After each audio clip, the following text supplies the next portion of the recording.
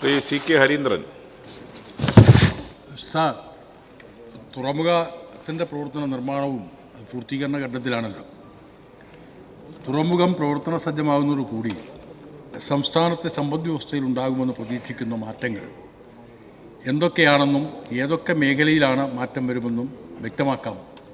Yes minister. Sir, നമ്മുടെ നാടിൻ്റെ സാമ്പത്തികവും വാണിജ്യപരവും വ്യാവസായിക മേഖലയിൽ വലിയ രൂപത്തിലുള്ള സാധ്യതകൾ വളർന്നു വരികയാണ്. അതോടൊപ്പം തന്നെ വൻതോതിലുള്ള തൊഴിൽ സാധ്യതകളും ഇതെല്ലാം നമ്മുടെ സമ്പദ്ഘടനയ്ക്ക് വലിയ രൂപത്തിലുള്ള ഉത്തേജനം പകരുന്നു. Second question. സജ്ജമാകുന്നതോടുകൂടി തൊഴിൽ സാധ്യതകൾ എന്തൊക്കെയാണെന്നും അവയിലേക്കുള്ള നിയമനങ്ങൾ സർക്കാർ നിയന്ത്രണത്തിലാണോ നടപ്പിലാക്കുന്നതെന്നും അറിയിക്കാമോ? Yes minister. തൊഴിൽ സാധ്യതകളെ സംബന്ധിച്ച് കൃത്യമായി അസസ് ചെയ്ത് കഴിഞ്ഞിട്ടില്ല. അത് ഗവൺമെൻറ് അല്ല നിയമനം നടത്തുന്നത്. കൃത്യമായി പറഞ്ഞാൽ AVPPL ആണ് അത് നിയമനം നടത്തുക.